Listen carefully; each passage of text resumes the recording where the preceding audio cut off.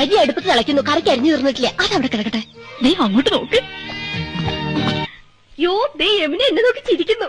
പിന്നെ മാത്രമല്ല, എല്ലാരും നോക്കി വച്ചിരിക്കുന്നു. ഹായ്. അയ്യോ, യമുന നമ്മളെ നോക്കി കൈ വീശുന്നു.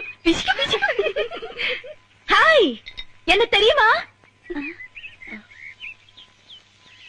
എന്നെ അറിയുമോ? എടി അരിയുമോന്ന്.